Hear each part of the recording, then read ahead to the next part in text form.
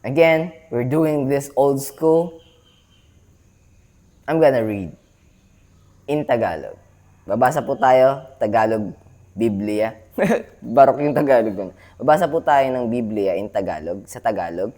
Mateo Kapitulo 25. So ito yung unang parte ng pagbabasa natin sa Tagalog. Ang salita ng Diyos yung version.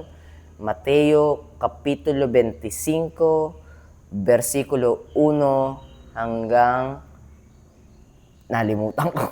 Hanggang 13. Kaya babasa na ako agad. So, yung title, ang talinhaga tungkol sa 10 dalaga. The Parables of 10 Virgins. Maganda to. Kapit kayo. Tara, basahin natin. Sabay-sabay tayo. Let's do this. Sa araw na yon, verse 1, sa araw na yon, ang paghahari ng langit ay maihahalin tulad sa 10 dalagang lumabas na may dalang ilawan, lamp, para sa lubungin ng lalaking ikakasal, the groom. 2.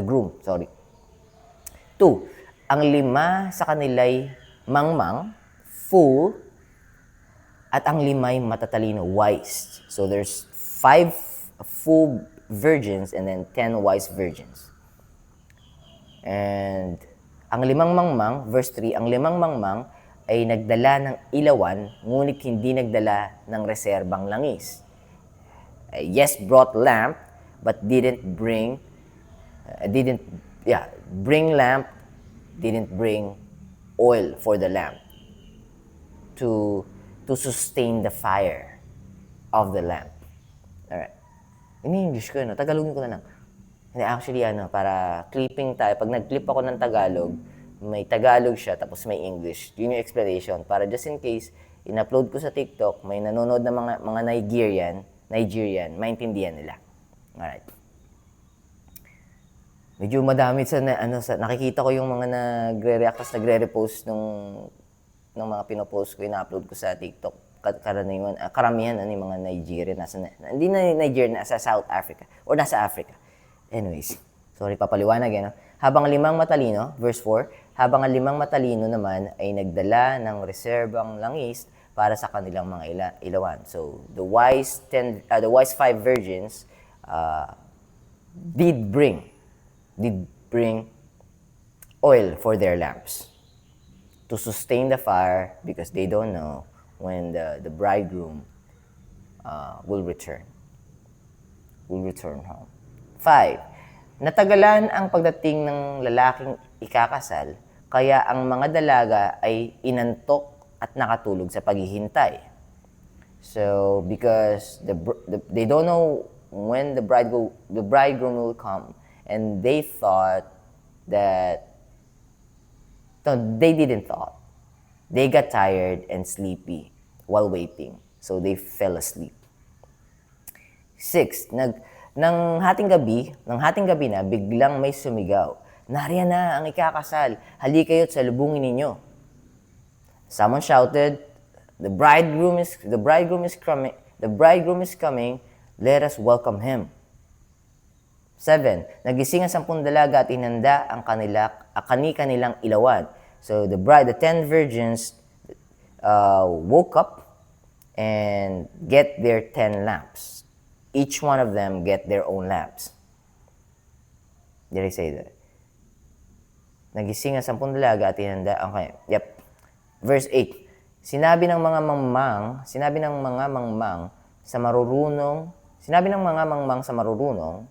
the 5 fool virgins asked the 5 wise virgins, "Pahingi naman ng kaunting langis, malapit na kasing mamatay ang mga ilawan namin. Can you give us a little bit of your oil for our lamps because it is almost running out of oil." And then verse 9, sumagot sila, and then the 5 wise virgins answered, "Hindi pwede. Not so. Cannot be done. We cannot.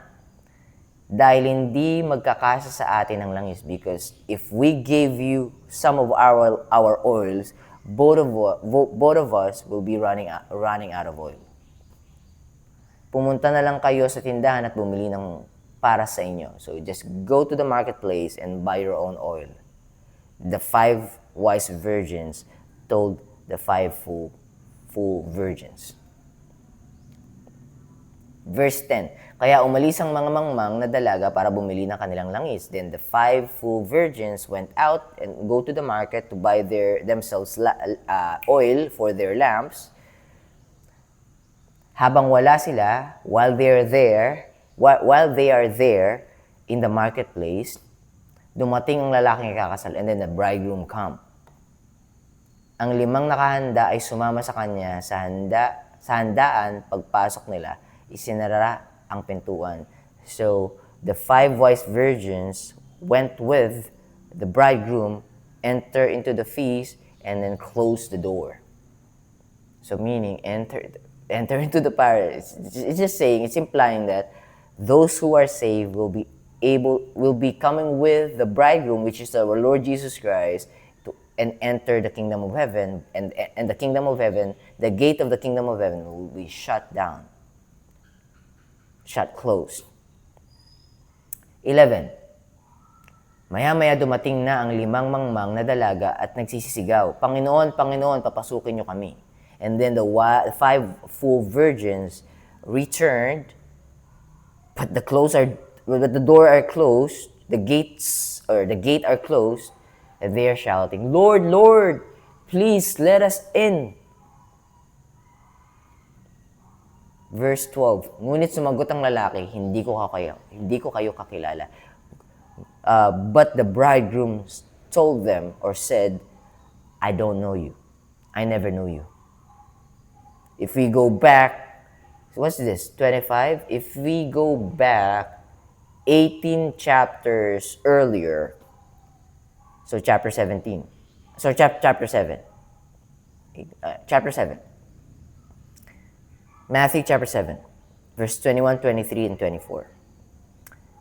Not everyone that saith unto me, Lord, Lord, will be able or shall enter the kingdom of heaven, but those that doeth the will of the Father, which is in heaven. So, hindi lahat makakapasok sa pintuan ng langit, hindi lahat na nagsasabi, Panginoon, Panginoon, ay makakapasok sa pintuan ng langit, but yung mga gumagawa ng kalooban ng Ama na nasa langit ang makakapasok sa pintuan ng langit. Verse 21, but verse 22, that everyone will say unto me on that day, Lord, Lord, have we not prophesied in thy name? In thy name cast out devils. In thy name have done many wonderful works. That's verse 22, chapter 7 ng Mateo. Matthew chapter 7, verse 22. Lahat na magsasabi, yung iba magsasabi, Panginoon, Panginoon, hindi ba namin ginawa ito? Tingnan na, have we not? Hindi ba namin? If you're talking about singular, if you're going to think about it singularly, hindi ko ba ginawa ito? Hindi ba ako nag-prophesy? Hindi ba kami nag-prophesy? Hindi ba kami nag-cast out ng devils sa ngalan mo? Hindi ba ako nag-cast out ng devil sa ngalan mo? Hindi ba kami gumawa ng napakagagandang mga bagay sa ngalan mo? What they are doing? They're counting. They've learned how to count, and they are boasting it in front of God. 23. Matthew chapter 7, verse 23. And then I will profess unto them, I never knew you. Depart from me, you who workers of iniquity. Lord, sabi ng Panginoon, idedeklara ko sa kanila, sasabihin ko sa kanila, hindi ko kayo kilala. Same thing here. Verse 12, ngunit sumagot ang lalaki, hindi ko kayo kilala. So our Lord Jesus Christ is actually implying this parable to he himself is the one that is being implied. Hindi ko alam kung tama yung sentence na yun. It is implying our Lord Jesus Christ as the bridegroom. Anyways, let me just go back to Matthew chapter 7, verse 23. Sumagot, sinabi sa kanila ni Lord, hindi ko kayo kailanman kilala. I never knew you. Layuan nyo ako, lumayo kayo sa akin, depart from me. Layuan nyo ako, lumayo kayo sa akin, kahit paano nyo sabihin, same lang yung ibig sabihin.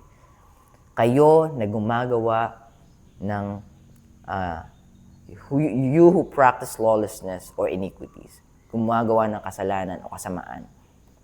O Lord, verse 22 nga kami nga'y gumagawa sa ngalan mo. What is the will of the Father in terms of salvation?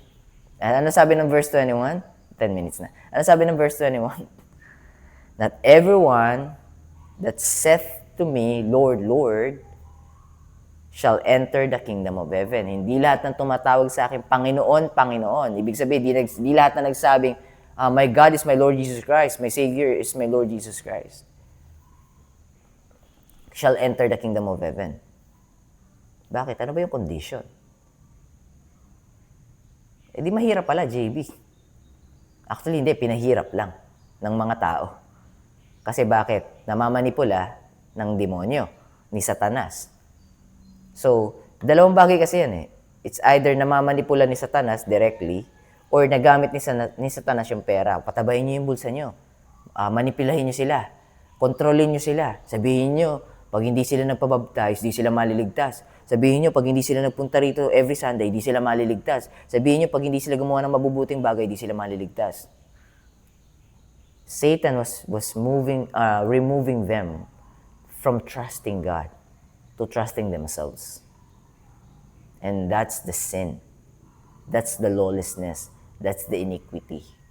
Sabi ng verse 21, not everyone that saith to me, Lord, Lord, shall enter the kingdom of heaven, but those that doeth the will of the Father, which is in heaven. So, ibig sabihin, kung sino gumagawa ng kalooban ng Ama. So, ang kalooban ng Ama ba, in terms of kung sino makakapunta sa langit, makakapasok sa pintuan ng langit, sa kaharian ng langit, ay ang gumagawa ng mabuti at naniniwala sa Kanya? Hindi. O JB, saan mo nakita? Where did you found the will of the Father, the will of God? JB. If you've read the Bible front to back, you'll be able to see it. And everything is pointing towards it. This is the will of Him that sent me. Our Lord Jesus Christ is talking. This is the will of Him that sent me. I'm just checking the time. This is the will of Him that sent me.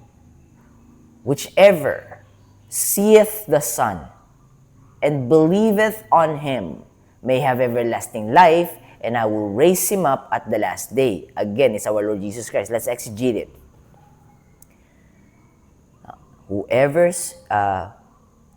This is the will of Him, this is the will of the Father that sent me, Jesus Christ. Whoever seeth the Son. Jesus, you're in heaven, how can we see you? Apostle John said, in the first chapter of the book of John, the Gospel of John, in the beginning was the Word, and the Word was with God, and the Word was God. Now the question is, who is the Word? 14 verses after, John chapter 1 verse 14, and the Word was made among us, and we beheld His glory, the glory as of the only begotten of the Father, full of grace and truth. Jesus Christ. Dwelt among us, Jesus Christ. The only begotten Son of the Father, Jesus Christ. Full of grace and truth, Jesus Christ. I am the way, the truth, and the life. No man cometh to the Father but by me. No man comes to the Father but through me, but by me. So if you want to see the Son, He's the Word.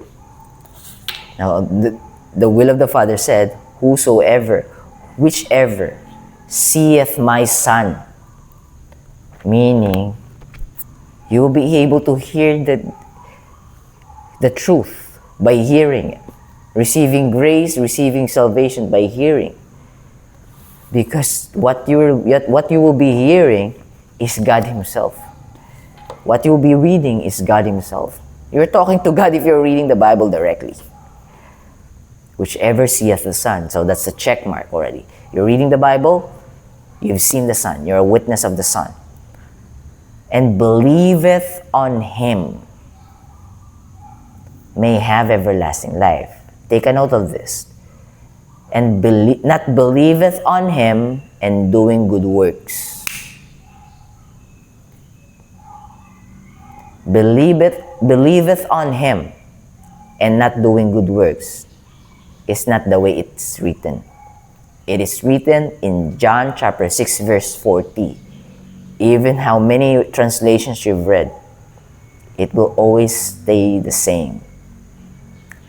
Whichever seeth the Son and believeth on Him may have everlasting life, and and Jesus Christ, I'm not pointing to myself, alright? I'm just reenacting it. And Jesus Christ will raise Him up. Those that believe, raise them up. Those who believe Him up, he or she will be raised by our Lord Jesus Christ in the last day. On that day. I will raise Him up on that day. So, Lord, Lord, not everyone that say unto me, Lord, Lord, shall enter to the kingdom of heaven. Shall enter the kingdom of heaven. But those that do it, the will of the Father, which is in heaven. Now, the will of the Father, in terms of who's going to heaven, is John chapter 6 verse 40. The will of the Father of how you live earth is different from the will of the Father on how you get to heaven. The will of the Father on how you get to heaven is to put your trust in the truth. And the truth is our Lord Jesus Christ, because He's the only way to heaven. He's the truth, and He's also the life, the eternal life that you'll be getting with Him in heaven. So, the reason why we've reached that conclusion or that verses or those verses is because of Mateo Kapitulo 25, versikulo 12. Ngunit sumagot ang lalaki, hindi ko kayo kilala. Jesus Christ will tell them, I never knew you because you never knew me. You think you'll be saved by your works, but that's not what I've said. I've said, put your trust in me, and the Holy Spirit will live inside of you. Now you're going to do good works, not to please everyone else, not to prove to someone else that you have faith. They are misreading, putting James chapter 2 out of context. They didn't see the deeper meaning. They didn't saw it. What I'm telling you is to love me. If you love me, you will keep my commandments. Because if you keep my commandments, you will be the salt and light of this world. And the lost sheep will be able to see your light. The light that I'm shining through you. That's why we have to bear fruits, not for ourselves. Not for ourselves to be right with God, because the only way for us to be right with God is His blood. We are being obedient and following God because He loves us first and we love Him. And the fruit that we will be bearing will be the light for the lost sheep, because we're the workers for the harvest, and the harvest is plentiful. That's the reason why it's said that the workers are few, because the workers didn't know. They thought they have to bear fruits to show to people that they have faith. For what? To boast? I have faith. See my works? I have faith. No. The deeper meaning of what God is telling us, you will bear fruits for other people, not for yourself. Are you hearing that? Ooh, I'm getting emotional. You're not bearing fruits for yourself. You're not bearing fruits to prove to someone else that you are right. You are bearing fruits because someone needs to see the light inside of you so they can be saved, not because of you, but because of the light of God and the love of God that shines upon you. You will be used by God. That's the deeper meaning of James chapter 2. I've only got to know it few days ago. Sink in few days ago. Why are we debating James chapter 2? Why do you want to show your faith in front of everyone else? Why not your faith be the light? Why not your faith be the light for the lost sheep? I was once lost, and someone else's light, the light of God, shines through that someone else. And I got saved. Not because of that someone else, but because of God using that person. Be the light. Be used by God to be the light. Your fruits is not for them to prove to them that you have faith. Your fruit is for the lost sheep, so you can lure them back to the flock of the sheep. I'm preaching this because God is telling me to preach this. Remove the debate in James chapter 2. Keep arguing with James chapter 2 without even realizing that James is talking to the hypocrites, professing that they have faith, but they're not practicing what they're preaching. They're not walking their talk.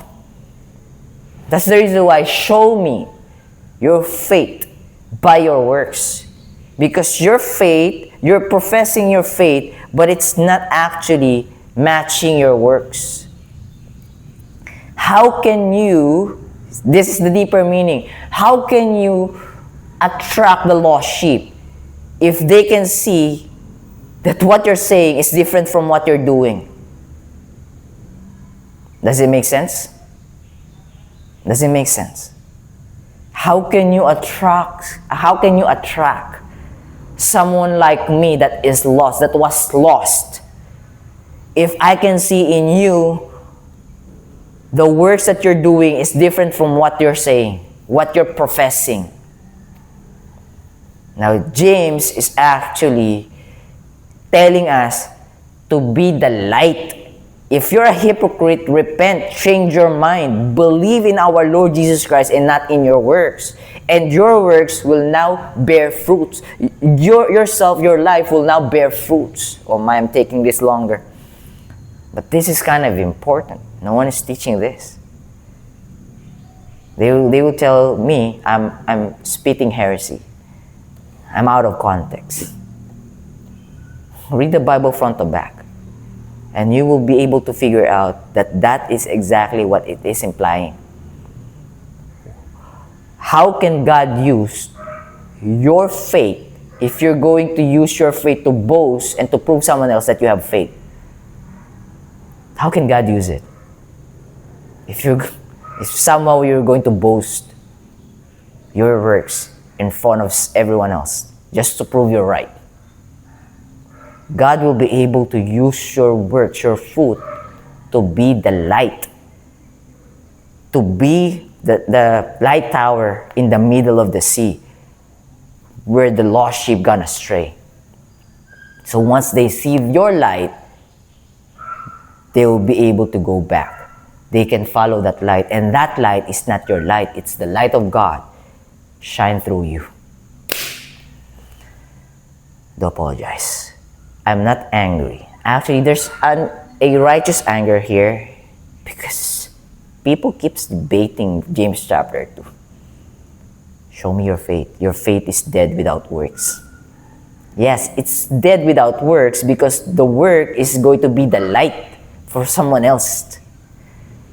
Meaning, your faith, what you're professing, what you're preaching should be reflecting on what you're doing. Because people can see through you as well if you're just using the word for your own benefit. I'm going to tell you a secret. Not actually, this is not a secret. I'm ready to die right now. But God is not allowing me to die right now. And as long as He keeps waking me up every morning, I will share the gospel of God. That He's the only one. He's the only reason for us to be in heaven. If you put your trust in Him, you're practicing what's right in God's eyes. But if you put your trust in yourselves, you who practice lawlessness, iniquity, because you're going against what God is telling you. That's the lawlessness. Sin here on earth, that's not the things that will keep you from heaven. Actually, it's only one thing. The thing that will keep you from heaven is blasphemy of the Holy Spirit. What is blasphemy of the Holy Spirit? That is the unforgivable sin. What is the unforgivable sin that could keep you away from heaven? If you're not forgiven. If you're going to forgive your own sins. If you're going to do the works to forgive your own sins. What does it mean? You're not trusting God. The Holy Spirit is already telling you. Anyways, if you have the Holy Spirit, you're already saved. Meaning you can hear this. It will make sense to you. But if you're faking it, the Holy Spirit is not inside of you. Now, the blasphemy of the Holy Spirit is you rejecting what God is saying. So doing good, God told us that. So if I didn't do good things, JV, am I not doing the will of God? Actually, doing good is part of the will of God, the way you live here on earth. So you can reflect the light. So you can be the light. So that's your purpose here on earth. But your way to heaven is not those things. If you're talking about the way to heaven, it is the Lord Jesus Christ. In Him alone. Now the fruits, the good works, you being obedient, that's the reason why. God is so smart. The reason why He said, I did love you first, right? And then you loved me back. But if you love me, you'll follow my commandments. The reason why is because if you follow my commandments, my light will shine through you. And the lost sheep will be able to see that. Alright, that's our Bible reading. 27 minutes, pero na-stretch natin ng sobra-sobra. Wait lang, di ko pa pala nababasa yung verse 13. Kaya magbantay kayo dahil hindi ninyo alam ang araw at oras ng aking pagbabalik. Importante rin yun, connected din yun. So meaning, put your trust in God alone. In terms of your salvation, there's nothing inside of your hand that can save you. It's not in your hands. It is in God's hands. Now, if you believe that, you are already prepared. You're already prepared. Now, because if you put your trust in Him, you will love Him back. The reason why you put your trust in Him, because you felt His love, unconditional love. And someone you love, you will not hurt, if you're going to be honest. Someone who truly loves you genuinely, unconditionally, if there's a man or a woman that did that to you, you will not deliberately hurt them. You will get to know what could make them feel happy, and will try to do it slowly but surely. Alright, that's just an additional. God bless you. Keep safe. I'll be seeing you tomorrow. Bye for now.